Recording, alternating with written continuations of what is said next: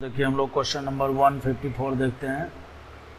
154 में अपने से एक कंपाउंड दिया हुआ है और बोलता है कि बताइए इनमें से क्या क्या सही है। देखिए सबसे पहला नंबर तो क्या है कि इसका जो है C3 एक्सिस ऑफ सिमेट्री है इसमें, ठीक है, इसमें C3 एक्सिस ऑफ सिमेट्री है। कैसे है अब इसी को आपको समझना होगा। इस देखिए आप यहाँ से, ठीक है, यहाँ से अगर आप जस्ट परपेंडिकुलर जो है अगर आप एक जेड एक्सिस बना लें, ठीक है, तो आप ये देखेंगे कि यहाँ से आप इसको इस प्रकार देखिए, मैं क्या कहना चाहता हूँ, ये देखिए ये और ये, ठीक है। अब ये तीनों का तीनों देखिए 120 डिग्री पर है, तो जब आप इसको रोटेट करेंगे तो ये वाला जो पोजीशन है यहाँ पर चला जाएगा, ठीक है, और ये यहाँ पर आ जाएगा।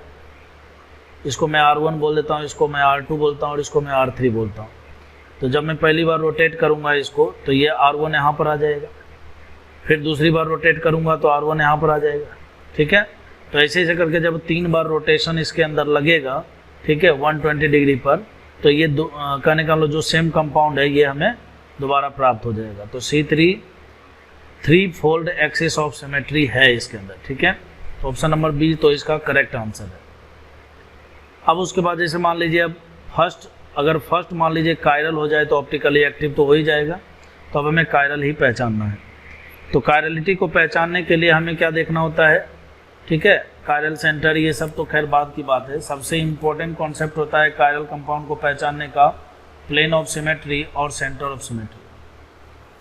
सबसे पहला नंबर सेंटर ऑफ सिमेट्री के बारे में बात करें तो सेंटर ऑफ सिमेट्री इसके अंदर मौजूद नहीं है। वो इसलिए क्योंकि जैसे देखिए ये R जो है, ये R यहाँ पर प्लेन के ऊपर है, ठीक है, तो इसके ठीक सामने जस्ट अपोजिट साइड में R ही होना चाहिए था, वो भी डैश पर होना चाहिए था। समझ गए बात को। तो सेंटर ऑफ सिमेट्री नहीं है इसके अंदर। अब उसके बाद जो है प्लेन ऑफ सिमेट्री के बारे में बात करें तो प्लेन ऑफ सिमेट्री के लिए जैसे देखिए आप यहाँ से एक लाइन पास करा दें, तो लाइन पास कराएंगे तो प्लेन ऑफ सिमेट्री होने का मतलब है कि जैसा भाई यहाँ से काटने के बाद जैसा ग्रुप आपको इधर दिख रहा है वैसा इधर दिखना चाहिए, ठीक है। तो वैसा आपको नहीं दिख रहा है। ऐसा इसलिए नहीं दिख रहा है आपको क्योंकि आप अगर गौर से देखिएगा तो देखिए इस R के इस तरफ आपको पहले क्या दिख रहा है, लोन पे, और जबकि इस R के इस तरफ सबसे पहले आपको क्या दिख रहा है, OH दिख रहा है, ठीक है। तो कहने का मतलब दोनों एक दूसरे के मिरर इमेज नहीं है, तो हम बोल सकते हैं कि इसमें प्लेन ऑफ सिमेट्री नहीं है। तो जैसे मैंने आपको एग्जांपल से यहाँ पर समझाया वैसे ही आप यहाँ पर तीनों जगह करके देखेंगे। तो चूंकि इस कंपाउंड में प्लेन ऑफ सिमेट्री और सेंटर ऑफ सिमेट्री मौजूद नहीं है, तो ऐसा कोई भी कंपाउंड जिसमें प्लेन ऑफ सिमेट्री और सेंटर ऑफ सिमेट्री मौजूद नहीं होता है तो वो कंपाउंड क्या होता है बच्चों, कायरल कंपाउंड होता है। और कायरल कंपाउंड जो होता है वो ऑप्टिकली एक्टिव होता है, ठीक है। तो इसका जो है ABC तीनों करेक्ट है और आंसर हो जाएगा D all of these. Hello बच्चों, अब देखिए हम लोग क्वेश्चन नंबर 155 देखते हैं। 155 में अगर आप गौर से देखिए तो इस डबल बॉन्ड के अलोंग अगर हम यहाँ से एक प्लेन पास कराएं तो आपको इस कंपाउंड में प्लेन ऑफ सिमेट्री देखने को मिल रहा है, ठीक है। ठीक वैसे ही प्लेन ऑफ सिमेट्री आपको यहाँ पर भी देखने को मिल रहा है। तो चूंकि प्लेन ऑफ सिमेट्री हमें देखने को मिल रहा है तो इसका मतलब ये बात तो तय हो गया कि A और B दोनों में से कोई भी ऑप्टिकल आइसोमर शो नहीं करेगा, ठीक है।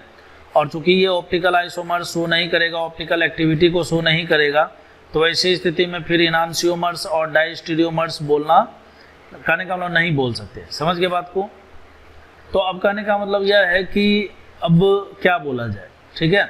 बेसिकली देखिए इनांसियोमर्स के सारे पेयर्स में जैसे कोई भी एक पेयर ले लीजिए तो दोनों के दोनों का ऑप्टिकली एक्टिव होना बहुत ज़रूरी होता है। डाइस्टीरियोमर्स में क्या होता है कि दोनों एक्टिव हो तो भी चलेगा, इनएक्टिव हो तो भी चलेगा, एक एक्टिव इनएक्टिव हो तो भी चलता है। समझ गए बात को। लेकिन उसमें क्या है कि प्लेन ऑफ सिमेट्री अगर आ गया तो फिर वो ऑप्टिकल आइसोमर ही शो नहीं कर पाएगा ना भाई। इनांसियोमर्स, डाइस्टीरियोमर्स, ठीक है, इन सब के लिए क्या है कि कंपाउंड का ऑप्टिकल आइसोमर होना बहुत ज़रूरी है, ठीक है। और ऑप्टिकल आइसोमर होने के लिए जो है प्लेन ऑफ सिमेट्री नहीं होना चाहिए। तो यहाँ पर प्लेन ऑफ सिमेट्री है, ना तो ये हो सकता है ना तो ये हो सकता है। स्ट्रक्चरल आइसोमर के बारे में अगर बात करें तो स्ट्रक्चरल आइसोमर में हमेशा देखिए क्या सोचना चाहिए अपने को, चैन, पोजीशन, मेटा, ठीक है, फंक्शनल। जैसे स्ट्रक्चरल आइसोमरिज्म के बारे में बात हो ना तो उसके जितने भी टाइप हैं वो सारे के सारे पर जो है टाइप पर विचार करने चाहिए। अब अगर आप गौर से देखिए तो दोनों के दोनों सेम टू सेम है, कार्बन की संख्या सेम है, ग्रुप की संख्या सेम है, ठीक है, कहने का मतलब सेम टू सेम है। तो ये स्ट्रक्चरल आइसोमेरिज्म तो नहीं हो सकता है। स्ट्रक्चरल आइसोमेरिज्म को पहचानने का एक और तरीका है, बहुत ही सिंपल तरीका है। आप क्या कीजिए, इसका नोमेनक्लेचर लिख दीजिए, ठीक है। तो नोमेनक्लेचर लिखेंगे तो देखिए नोमेनक्लेचर दोनों का सेम ही होने वाला है। वो इसलिए क्योंकि क्लोरीन ब्रोमीन, ना तो कार्बन की संख्या बदली है, ना तो क्लोरीन ब्रोमीन का पोजीशन बदला है, ठीक है। तो कहने का मतलब ये स्ट्रक्चरल आइसोमेरिज्म तो नहीं हो सकता है। तो नहीं हो सकता है तो आइडेंटिकल ही होगा। अब सवाल उठता है आइडेंटिकल कैसे है। सबसे पहला नंबर तो देखिए बच्चों, अगर आप इन दोनों को गौर से देखें तो यहाँ पर क्लोरीन क्लोरीन ब्रोमीन ब्रोमीन जो है वेज पर है और ये डैश पर है। तो कहने का मतलब ये दोनों एक दूसरे के मिरर इमेज दिख रहे हैं, ठीक है। तो मिरर, चूंकि इसमें प्लेन ऑफ सिमेट्री है ना, प्लेन ऑफ सिमेट्री मौजूद है। आप जानते हो मेजो कंपाउंड में प्लेन ऑफ सिमेट्री मौजूद हो और उसके बाद प्लेन ऑफ सिमेट्री मौजूद हो और साथ ही साथ उसमें अगर उसका कोई मिरर इमेज हो तो कहने का मतलब है कि प्लेन ऑफ सिमेट्री मौजूद होने से वो ऑप्टिकली इनएक्टिव हो जाता है। और ऑप्टिकली इनएक्टिव होने के बाद वो और उसका मिरर इमेज अलग अलग नहीं होते हैं, वो दोनों बेसिकली आइडेंटिकल होते हैं। एक तरीका तो ये है। दूसरा है कि अगर आप इसको 180 डिग्री से रोटेट कर दीजिए, तो जैसे ही आप 180 डिग्री से इसको रोटेट करेंगे तो ये जो CL BR आपको डैश पर दिख रहा है, ये आपको वेज पर दिखेंगे। कहने का मतलब same to same identical molecule मिल जाएगा और इसका करेक्ट आंसर सी हो जाएगा। हेलो बच्चों, क्वेश्चन नंबर 156, इसमें भी हमसे वही बात है, कायरल कंपाउंड के बारे में पूछा है। तो कायरल कंपाउंड को पहचानने का सबसे सिंपल तरीका है प्लेन ऑफ सिमेट्री और सेंटर ऑफ सिमेट्री, ये दोनों मौजूद नहीं होना चाहिए, ठीक है। जैसे देखिए आप यहाँ पर इस डी ऑप्शन को देखिए, तो डी ऑप्शन में अगर आप गौर से देखेंगे तो आप यहाँ से अगर आप एक प्लेन को पास कराएं, ठीक है, तो ये पूरे के पूरे साइक्लोहेक्सेन रिंग को ये दो भागों में काट के अलग अलग करेगा, ठीक है, और दोनों के दोनों एक दूसरे के मिरर इमेज होंगे, ठीक है। तो मेरे कहने का मतलब है कि इसमें आपको प्लेन ऑफ सिमेट्री देखने को मिलेगा और चूंकि प्लेन ऑफ सिमेट्री मौजूद है तो फिर ये कायरल नहीं हो सकता है। उसी प्रकार से अगर आप इस साइक्लोब्यूटेन को भी देखिए यहाँ से, ठीक है, साइक्लोपेंटेन है ये, ठीक है। तो यहाँ से अगर आप एक लाइन पास कराएं और पास इस तरह से कराना है कि ये ऊपर से ऐसे करके काटते हुए फिर यहाँ से जाएगा, ठीक है। तो जैसा पार्ट आपको उधर दिखेगा वैसा ही पार्ट आपको इसमें दिखेगा। तो कुल मिलाकर प्लेन ऑफ सिमेट्री इसके अंदर मौजूद है, ओके। अब बात करते हैं हम लोग क्वेश्चन नंबर ए और बी ऑप्शन। ए और बी दोनों बहुत ही अच्छा है, इसको आपको समझना होगा। देखिए बच्चों, यहाँ पर जो है ये वाला कार्बन को देखिए, ठीक है भाई। एक बात तो तय है कि सबसे पहला नंबर अगर हम यहाँ से एक प्लेन पास कराएं इस तरह से, ठीक है, तो ये नीचे वाला जो सिस्टम है ना, ये देखिए आपको दो पार्ट में डिवाइड होता हुआ दिख रहा है, ठीक है। लेकिन दिक्कत है इस ब्रिज हेड पर क्या हो रहा है, ये चीज़ समझना बहुत ज़रूरी है। तो ब्रिज हेड पर बच्चों ये वाला कार्बन जो है ये sp3 हाइब्रिडाइज्ड है, ठीक है।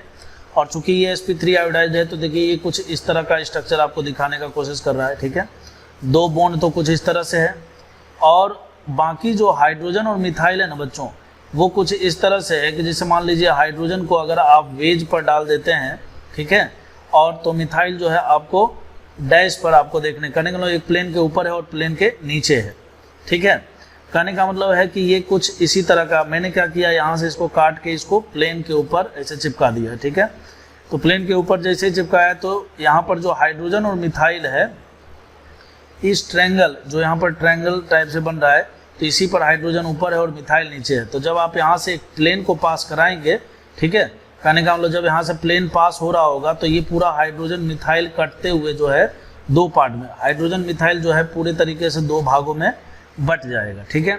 तो कुल मिलाकर प्लेन ऑफ सिमेट्री आपको इसमें भी देखने को मिलेगा। तो ये तीनों गलत हो गया, तो ए के सही होने की संभावना है, लेकिन आंख बंद करके सही नहीं करेंगे, ठीक है।